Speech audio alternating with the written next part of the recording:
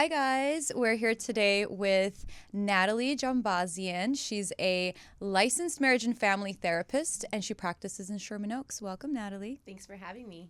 Tell us a little bit about yourself. What do you do as a therapist? Mostly I specialize in working with survivors who are healing from narcissistic relationships. So a lot of them have been in narcissistic relationships or they're trying to get out of a narcissistic relationship. So I help them really kind of heal and recover from these types of relationships. Wow, that's really intense, actually. Yeah.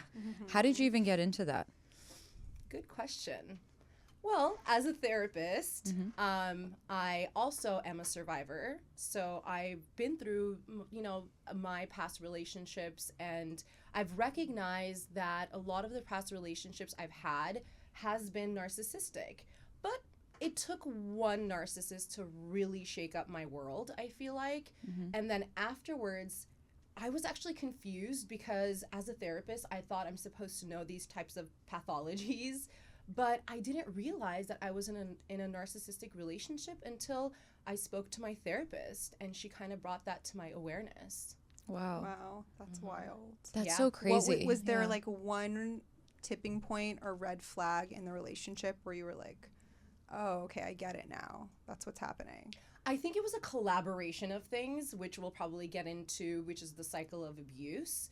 So it wasn't just like a one red flag. It was like numerous red flags where at the end I was like, something's off, right? I'm not feeling happy. Something's off and I can't put my finger to it. So it was a lot of like hot and cold moods. It was like very in and out of the relationship, very inconsistent. So that was very confusing for me, and I just needed to find answers. And to be quite honest with you, I even Googled it at first before going to therapy. And I came across, narcissism. This was like years ago. So I really needed to find the answers to like what was going on. And finally, when I went to therapy, my therapist has said, I think he has narcissistic tendencies. And I'm like, what is that? Because in school they don't really teach you narcissism. They just kind of skim through it. The personality disorders that they teach you is like bipolar, antisocial, right? We didn't really talk about what it feels like to be a survivor, right?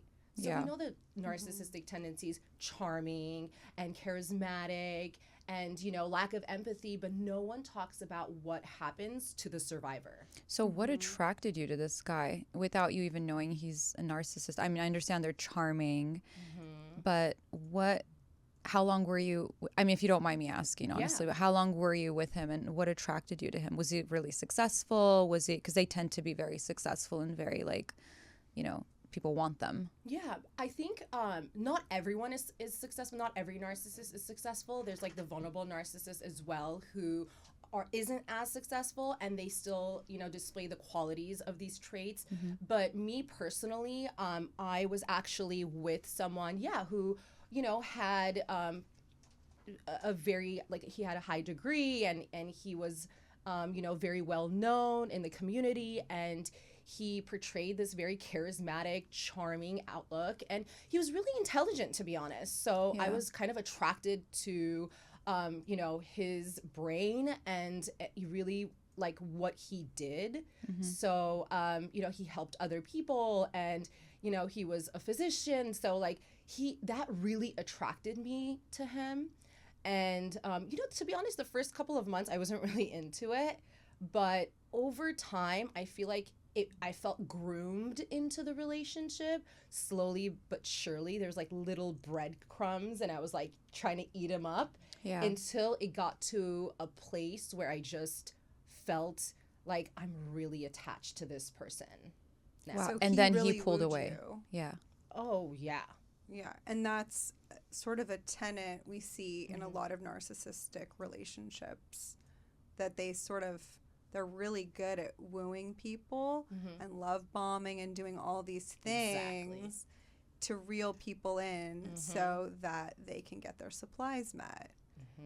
So can you talk to us a little bit about, because I think as a society, narcissism is exploding. Everyone wants to talk about it. It's right? oversaturated nowadays, right? And everyone is thinks they are either in a relationship with a narcissist they are a narcissist or their friends are narcissists. I mean, it's just everywhere you turn, everyone's a narcissist, it seems like.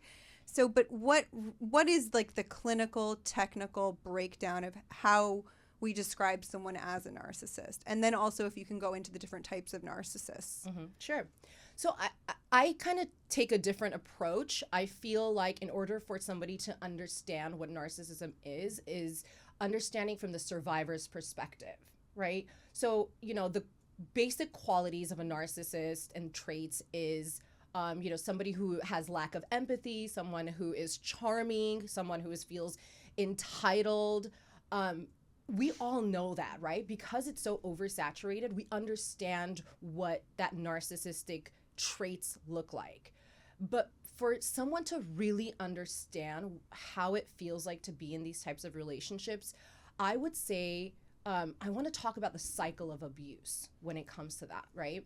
So we were talking about like my story and how like, you know, the breadcrumbing and like the wooing, and it's like that's how you kind of like hoover or suck someone into the relationship is, you know, the charm comes in the beginning, right? Everything is like, it feels like you found your soulmate. It feels like this hit of dopamine rush and you're kind of on cloud 9 and you really want more of it, right? So the love bombing phase is temporary, right? So it's really, you know, you're in a good space with this person, you feel really good, and then it doesn't stop there. Later on, they start devaluing you. So they might start criticizing you. They might kind of put you down in certain aspects, you know, what, especially what you do. Like a lot of the times as a therapist, I felt like, you know, with my previous relationships, toxic relationships, I felt like, you know, I was kind of let down because I was a therapist.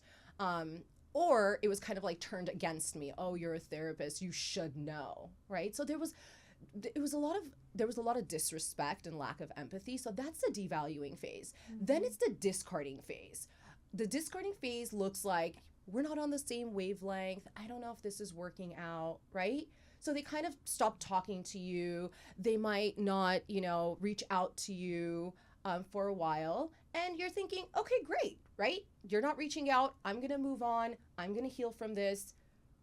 Guess what? They come circle back. Yep. Now it's the love bombing phase. So they start texting you with a picture, reminding you of some, you know, of like a memory that you had. And so as long as you feed into that cycle of abuse, you're going to get stuck. So it's kind of like when you go forward, they go back. When you go back, they come forward. In a way, it is what I'm kind of understanding. Push-pull Yeah. effect. Yeah. It's like a pursuer-distancer dynamic is Yeah. sort of what I'm getting. Absolutely. It's kind of scary because as I kind of think about, are you in a relationship Yes. right now? Yes. You're in a so I'm the only one not in a relationship. It's all good. I kind of like keep my eyes and ears open where, especially as a therapist, I look at people and I'm learning so much, you know, and I'm just like, oh, when I do start dating, like it's scary to kind of fall into that trap, which, you know, even as a therapist, we're human. So that could definitely happen to a therapist. I mean, it happened to you, Yeah. you know, you're a therapist. So I kind of like want people to know, okay, let's say when we start dating, for instance, when I start dating, Natalie, what are the red flags I should look at? I think we were talking about this earlier, Yeah. you and I. Please when, tell you know, me. Elizabeth wasn't there, but I really do. I feel like people, like men, could be really, really manipulative, right? As like heterosexual women, we're dating men, right? Yeah, So yeah. they could be very manipulative and calculated. So I think one of the things that you really want to look out for is inconsistency. Ooh. You know, are they being consistent? Are they, you know, continuously asking you out? Are they talking to you? You never want to feel so anxious in your relationship where you feel like this is not right. Something's off. Yeah, so you should know, if you question it, then there's a problem. Okay. I think so too. That's Do you interesting. feel like when you go back in your mind and you think about that relationship that you were walking on eggshells the entire time, even when things were good? Absolutely. I mean, look, when I reflect on my relationship, my past relationship, I wouldn't be where I am today. Of course, obviously, I don't regret it at all. I think that there is a reason why I specialize in this field, and I really truly love what I do. I've really done the work over the years, and now I'm in a healthy relationship. So reflecting back, I feel like I've disassociated in that relationship a lot. Wow, Like I remember how it was, but there's certain like memories I might not remember, or when I reflect back and I'm thinking, did that really happen to me? Like, was I, why did I do that? So I do get flashbacks of my past relationship because I'm in a healthy relationship now. So I get flashbacks and I'm thinking, wow, like this is what it feels like to be in a healthy relationship. And that wasn't it. And the flashbacks seem like it's a trauma response. It is. Right. It's that PTSD that's sort of lingering that shows up to you at times. Yeah. It's relationship PTSD, I like to call it. Yeah, relationship PTSD. Do you have that? Yeah, I call it relationship PTSD. When you're in a relationship and you just, it's like the symptomology is very similar, and you become very skeptical and suspicious and worried. Like the fear of abandonment is there, fear of like you literally have like that trauma where you think it's going to happen again. And sometimes when you might even be in a good relationship, you might question, oh, when is it going to go bad, Oh, so. Yeah, I was totally waiting for the other shoe to drop at times. It wasn't easy being in a healthy relationship with my partner now because, and he knows this, I've had conversations with him, because I really feel like something's going to happen, or like I'm kind of sabotaging this relationship. Like I don't want it to work, but why? Yeah. It's really good. Like I'm really kind of looking for the hit of dopamine to be like, oh my God, this is so exciting. It doesn't have to be so exciting to be in a healthy relationship. It could just be easy and good. I don't think people know how to be in an easy relationship. I think people think that relationships should consistently be exciting and new and spontaneous, and sex should happen every week, and you should be going out and doing this and doing that. And I think we have a really unrealistic expectation of what an actual healthy relationship looks like, because we're also not taught that growing up. I mean, how many of our parents sat down with us and taught us what a healthy relationship looks like? I mean, let's first of all look at how many of our parents had a healthy relationship, healthy relationship. And if they didn't, we were never really taught like how they fix their relationship and what to look at that might be a red flag and so forth. So kind of going back to what we were talking about dating, right? So inconsistency is one thing that we should look at. What's another thing? Like, let's look at the top 3 things. So say if I went on a date, okay, this person's texting me, but then they go MIA, then they text me and then they go, and that increases your anxiety, right? Inside of you, you're like, okay, what's happening? What are the other 2 you would say we should look at? I would say make sure that you have similar values with the person that you're dating. Speak more of that. So, for example, if you're the type of person, like I'm going to ask you guys something. What do you like to do on a Sunday? On a Sunday, yeah, what's your typical Sunday look like? I wake up on a Sunday. I do my prayers. I light my candles. I light my sage. I stay home all day. I do my laundry and I clean my house. It's a very peaceful day for me. Okay. How about for you, Elizabeth? I wake up early because my kids jump in my bed. I make coffee, which is the highlight of my day. Then I go on to pancakes, morning cartoons, and then we'll do like an outing, something like a museum or a park or something to that extent. Aren't you a little perfect Barbie doll? No, I mean, make pancakes and then waffles. My kids love pancakes and I love my coffee. I make heart pancakes for my kids. No, okay, so the morning starts at 6:30 with kids jumping on my head. There we go. Yeah, that's what we're looking for. I mean, okay. And the pancakes are smothered into the pillows. And then I'm just like, okay, no tantrums until coffee. Yeah. And then I have the coffee. Like I said, it's still the highlight of my day. And then I put on the cartoons as I'm making the pancakes. And then I'm like, okay, we can't sit around all day because these kids are going to drive me crazy. So let's go do something. Okay, so there you go. That's my Sunday. Yeah. That's great. Yeah. So one of the things that I love to do on a Sunday is go hiking. Like, I really enjoy being in nature. I can't be with someone who doesn't like nature, and I can't be with someone who doesn't like hiking.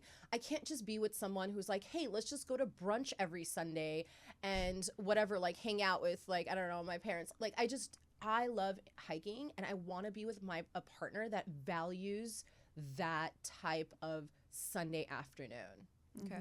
So basically, you guys, what you're saying is that your values and your hobbies should align together. Like, your interests should Common align. interest is what you're saying. I wanted to bring up something else too. Oh, wait, carry on. Let's go on to the third one. Oh yeah. Well, but I wanted to bring up something too, because I think that one of the things I've noticed with narcissists is they come on really strong. Like, that seems to be what I notice. They don't have good boundaries from the get-go. They are like in your face, ready to do stuff with you every second of every day. Yes. Is that what you just brought up something so important, because when I reflect back in like understanding narcissism is they, you know, their interest has to be your interest. So they, you know, they love to, you know, enjoy their life and go do things, but they kind of groom you to like it too. Right? And every day is so exciting, right? Going to places and going to nature and going hiking and smelling flowers and taking photography, like pictures, and, you know, it's just so exciting, like, all the time. But also the highs and lows get you very addicted, because one day you can have a really great day with a narcissist, and the next day that narcissist will wake up and it's not the same. They won't like look at you. They won't, you know, they would treat you horribly. They would be very disrespectful. Their moods are never consistent. It's very up and down. It's because, and this is how I interpret it, a lot of narcissists have perfected the persona, right? They're confident. They have this confidence man, I want to say, like, aspect to them. People like them. They're charming. They've perfected that external image for the world so well, but the internal person is deeply sad, lonely, struggling. Insecure, exactly. And so that is only so sustainable, that persona.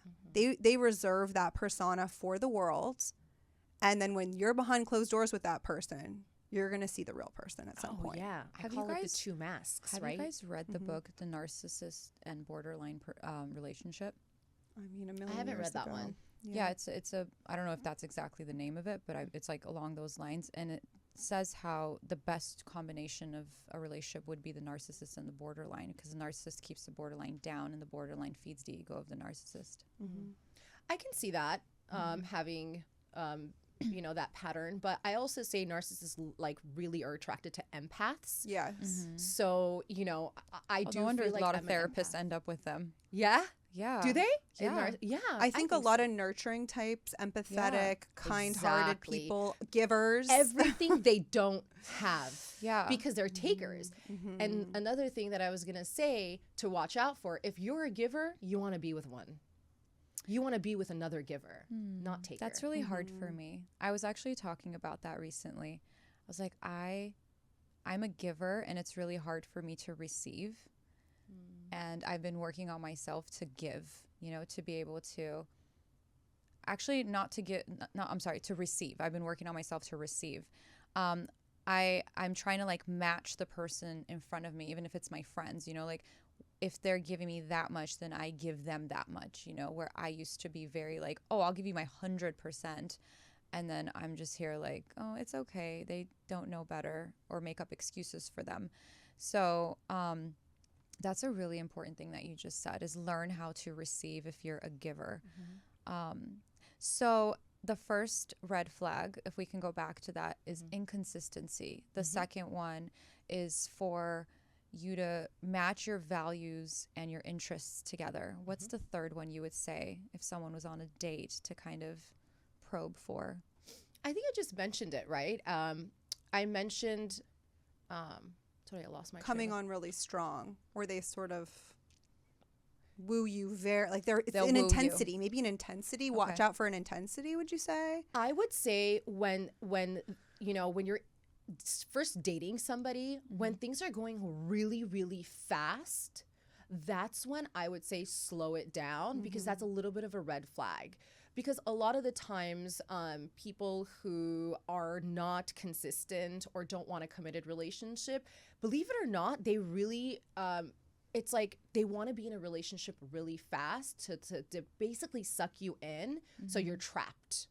But not for the mere fact of having a relationship with you or a sustainable relationship. They just want to trap you to feel confident. They want someone who is educated, confident, an empath next to them, but they're not going to treat you well behind closed doors. So I think that just goes to show that you can't find signs right away. You really can't, because there's some people that are very calculated in the way they do things. That's why it's so important to take your time in getting to know that person. And we were talking about this mostly from the female perspective of being victims and the males being the narcissistic perpetrators, but it does go the other way around, where the females can be the narcissist and these men can get taken advantage of. Absolutely. I think that I was looking at the statistics for narcissism, and men are more narcissistic compared to women, but not to say that women cannot be narcissists. I have male clients where they're the empaths and they got stuck in a relationship with a female, for sure. But statistics show that there's more males who are narcissistic because of like how they grew up, right? And if, masculinity was taught to them and you have to be a certain way, and they grew up in a society where they were put on a pedestal. So it really is how we grow up and what are some like learned beliefs that we take on as an adult. But that's like the stereotypical version of like, when you were younger, it's like boys play with toys and girls play with like Barbies and stuff. Obviously, it's not like that anymore, right? But we still have the older generation that, basically grew up in that era. That's an interesting thing you're saying. So, I mean, I agree with you, especially the cultural component of it. Right. I mean, I'm Armenian, you're Armenian. We know how Armenian men are raised compared to Armenian, women are raised, or I should say boys and girls. Which I kind of, it's unfortunate because especially the relationship, the bond between the mom and the son becomes really unhealthy at times when your son is on a pedestal and your daughter's just working their butt off to get to where, in your, like they don't feel good enough. So would we say that, the way, so what you're saying is that the way we raise our children, let's say, if, we want to kind of prevent those narcissistic traits from developing, like when I look at it, I mean, does it show up when we're even like little kids? Because I've yet to kind of meet a narcissistic little child. Well, all kids are egocentric, and that's but part that's of their different, development. though. That is totally different, and that's part of their development, and they should be egocentric because their brains are learning about empathy. They're just, that's not a natural phenomenon. But like, how do we kids. prevent? Oh, I guess it's not the putting golden them child. on a. Yeah. Oh, yeah. It's also the unseen child. Exactly. Or it's the only child that is internally screaming and externally trying to feel loved and finding ways to feel loved and seen and heard. That is the crux, I think, in the pathology that leads to narcissism in anybody. Right. And so it's really and I'm sure when you work with people, you find that the pathologies are sort of similar along the way. There's always a thread with all of your clients. There's similarities with all of them, right? Yeah. Something happened to them or whatever it is in their histories that has led to being victims of narcissism or being narcissists themselves. Always. It always comes from like their childhood wounds. That's such an interesting thing. I literally question myself, like, am I a narcissist? They say the ones that question are not, right? I was just going to say almost every single client that I've worked with have questioned if they're the narcissist. And if you've been gaslit in your life by someone and feel like you're not enough, or, you felt like you needed to do more, I do feel like you would question yourself if you're the narcissist, right? Because you've probably been, doubting yourself maybe, or have been told in your past relationships. That's so interesting you're saying that, because I kind of have the other side where it's you're too much. Like, keeping you down. Simmer it down a little bit. Yeah, You're she too was much. saying that was one of the tenets, is trying to keep people down. Yeah, right? which is really interesting, So that's why I was like, maybe I'm the narcissist. Maybe I need to work on myself. But clearly, I'm not a narcissist. I'm very proud of that. You're not. Can you like tell that. us about gaslighting and love bombing? Because I think people use, now that's another popular term we're seeing everywhere. Yeah, everyone's And gaslighting each other. but I like to bring in clinicians that actually can explain it from a clinical perspective to shed light on it for people. So what does gaslighting look like in a narcissistic relationship? It's definitely a manipulative tactic used by a narcissist to make themselves feel powerful and secure. And they don't like, narcissists don't like to be at fault, so they will shift blame to you and gaslight you. So for example, if I tell, the narcissist, I felt really sad that you said that during dinner, like I felt like, it was our private life and you shared something during dinner that it made me feel uncomfortable. And the narcissist says, that's not what I said. That's not what I meant. Well, what did you mean? Well, I was just talking about our relationship. I'm like, well, I felt uncomfortable that you said that. This is our private life. Why are you sharing that in front of everybody? Well, that's not exactly how I said it, and that's not what I meant. No accountability. No accountability, no responsibility. Shifting, well, you said this. You're the one who said it, not me. You're Deflecting. Deflecting. And also not honoring a truth. I think that's a big thread there. Their truth is different, though. Right. That's the thing. Your truth, whatever you're saying, there's a different narrative. The whole story, you're in the same room with someone, but that's not how it went. They make you feel crazy because they make you question your truth. Always. And imagine living with this person day in and day out for years. It's demoralizing. Your self-esteem is just crushed. It's exhausting. It's exhausting. After end of my relationship, I was exhausted. Did you kind of lose yourself? Completely. Yeah, I could see imagine like a vase just like shattering, and I had to like just put each piece together, and not to sound like not to sound like victimizing at all, but this is my story. I did it, but I did it. I put it together, and it's more beautiful than ever, and I'm in a really good relationship. So, and you had to learn that lesson for yourself to be in a good relationship. Absolutely. No doubt about I want to touch base on the antithesis of gaslighting and explain it to people as well, which is love bombing. Right? So after you've gone through that, you're on the down, let's say you're on the downturn in the cycle of abuse. You've been gaslit. You're now like in the pit, right? Let's call it. And so you've been devalued, destroyed, whatever. You're going to have to come back from that somehow. Let's say you walk away from the relationship. You said they circle back a lot of times. And the way they do it is through love bombing, assumingly, right? So what does that look like? So, what I've seen with clients and what I've seen in my personal experience in the past is what they do is once you start moving on and start dating other people, and once they feel very lonely and their supply isn't lasting, and what I mean by supply is having another partner next to them, whether it's like their ex or a new partner, they don't like to be alone, right? So what that looks like is, the survivor has moved on and is really taking care of themselves and just dating. Maybe 2 months goes by, you get another text. Even if you have gone no contact with this person, you're already chemically addicted. Really being in a narcissistic relationship is like an addiction, right? So you're getting trapped in, you're addicted. Now you haven't talked to them, right? You're getting into the withdrawals at this time, right? Okay. Like you're kind of like anxious, and you're thinking about your relationship and you're having flashbacks, but you're still going out with friends and you're still dating. And then all of a sudden you just one day press on the button that says, it's okay. They won't reach out to me. I'll just unblock them. And that's the day they reach out to you. That's the moment.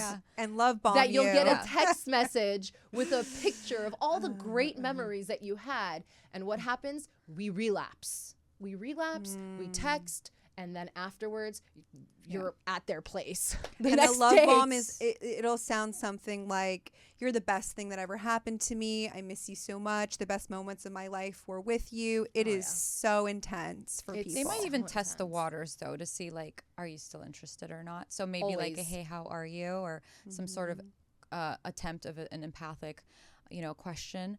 Natalie, this is something we can literally talk about for the next 3 hours. And it's really important for our audience to understand, since a lot of them are dating and it's a crazy world out there, it's important for them to kind of know these signs and how to pick up on, or how to be aware, of things that might happen. Like, for instance, like you said, things that are moving too fast, watch out for that. When they're coming on too strong, watch out for that. The inconsistency, watch out for that. And then the hobbies and interests and all that fun stuff that you guys have together, all of a sudden you find yourself shifting to all their hobbies and interests and all the fun stuff they want to do, and you're just losing yourself. Watch out for that. So these are really important things that both men and women can definitely, incorporate into their dating life, which is amazing. And it could be quite traumatizing to be in a relationship, of course, but I also think that, you setting boundaries within yourself and starting to respect yourself and really valuing yourself is going to be one of the ways that you put a halt on, hey, this is enough. I'm not responding to this the way I used to. So thank you.